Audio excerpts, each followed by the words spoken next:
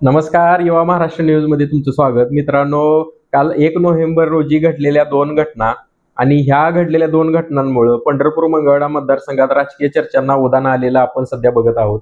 तर ह्या दोन घटना कोणत्या? तर पंढरपुरातीलच एका बाईक शोरूमच्या उद्घाटनासाठी मंत्री भरत गोगावले आलेले होते आणि त्याच कार्यक्रमात भगीरथदादा भालके सुद्धा उपस्थित होते आणि त्यांचं नाव घेताना त्यांनी असा उल्लेख केला की भगीरथदादांना आम्ही सोबत बोलावतोय, पण ते सध्या काही यायला तयार नाहीत. ही झाली एक घटना आणि भगीरथदादांनी ह्या अगोदर सुद्धा भरत गोगावले यांची भेट घेतल्यामुळं भगीरथदादा शिंदे गटात जाणार का आणि कार्तिक वारीच्या मुहूर्तावर शिंदे साहेबांच्या उपस्थितीत भगीरथदादा प्रवेश अशी सुद्धा चर्चा राजकीय वर्तुळात रंगलेली होती. पण ही घटना कुठेतरी घडलेली दिसत नाही मित्रांनो. आणि त्याच दिवशी 1 नोव्हेंबरच्या संध्याकाळी ज्यावेळेस शिंदे साहेब सोलापूरवरून पंढरपूरला येत होते, त्यावेळेस मंगळवेढ्यात त्यांनी सिद्धेश्वर आवताडे यांच्या कार्यालयात जाऊन सिद्धेश्वर आवताडे यांना वाढदिवसाच्या शुभेच्छा दिल्या. आणि ही सुद्धा घटना कुठेतरी राजकीय वर्तुळात भोवया उंचवणारी ठरलेली आहे. तर सिद्धेश्वर आवताडे यांच्या कार्यालयाला भेट देऊन एक प्रकारे भारतीय जनता पक्षाला वेगळा मेसेज देण्याचा शिंदे साहेबांनी प्रयत्न केलाय की काय, अशी सुद्धा चर्चा संपूर्ण सोलापूर जिल्ह्याच्या राजकीय वर्तुळात मित्रांनो होत आहे.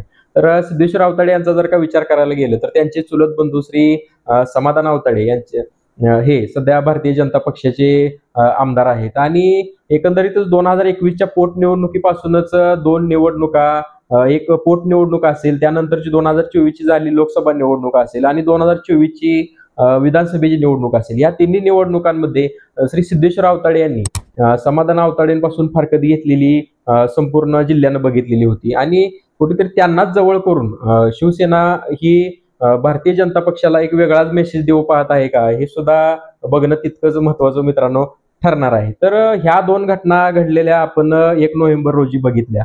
ह्या घटना म्हणजे अशा तितक्याच्या साध्या नसणार आहेत आणि येत्या काळात ह्या दोन घटनांमुळे कुठेतरी सोलापूर जिल्ह्यात ऑपरेशन टायगरची सुरुवात होते की काय, अशी सुद्धा चर्चा एकंदरीत सोलापूर जिल्ह्याच्या राजकीय वर्तुळात सध्या होताना दिसत आहे. आणि तसं जर का झालं, हा भारतीय जनता पक्षाला एक मोठा मेसेज असू शकतो. भारतीय जनता पक्षानं ज्याप्रमाणे मोहोळमध्ये दोन माजी आमदारांना त्यांनी सामील करून घेतलं, राजन मालक पाटील असतील आणि श्री यशवंत माने असतील, माढ्याचे माजी आमदार बबनदादा शिंदे यांचे सुपुत्र रणजितभैया शिंदे असतील, ह्यांना सामील करून सोलापूर जिल्ह्यात ऑपरेशन लोटसची सुरुवात केलेली होती. आणि अजून पण बरेचसे नेते वेटिंगवर आहेत असं सुद्धा पालकमंत्री प्रत्येक माध्यमासोबत बोलताना आपण बघितलेलं आहे. मग कुठेतरी भारतीय जनता पक्षाला सुद्धा हा मेसेज देण्याचं काम शिंदे साहेबांनी केलं आहे का, किंवा आता पंढरपूर मंगळवेढ्यात सिद्धेश्वर आवताडे आणि भगीरथदादा भालके यांचा जर का विचार करायला गेलं तर 2024ला त्यांनी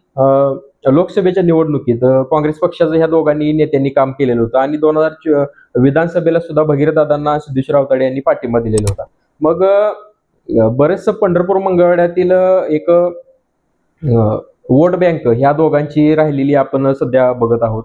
मग हे नेते कुठेतरी शिवसेनेत सामील झाल्यामुळं पर्यायानं काँग्रेस पक्षाला सुद्धा हा खूप मोठा धक्का सोलापूर जिल्ह्यात मानला जाणार आहे. तर येत्या काळात आपल्याला ह्या घडामोडी, राजकीय घडामोडी कशा घडतात, हे दोन नेते येत्या काळात काय राजकीय भूमिका घेतात, हे सुद्धा बघणं मित्रांनो तितकंच महत्वाचं ठरणार आहे. आणि आगामी स्थानिक स्वराज्य संस्थांच्या निवडणुका कशा पार पडतात, जर का ह्या दोन नेत्यांनी शिवसेना शिंदे गटात प्रवेश केला तर निवडणुका फारच स्थानिक स्वराज्य संस्थांच्या इंटरेस्टिंग होताना आपल्याला दिसणार आहे. तर मित्रांनो, एकंदरीतच ह्या सर्व दोन घटनांबाबत तुम्हाला काय वाटतं हे आमच्या व्हिडिओच्या कमेंट बॉक्समध्ये आम्हाला कळवायला विसरू नका आणि आपल्या युवा महाराष्ट्र न्यूज या चॅनलला सुद्धा सबस्क्राईब करायला विसरू नका. थांबूया.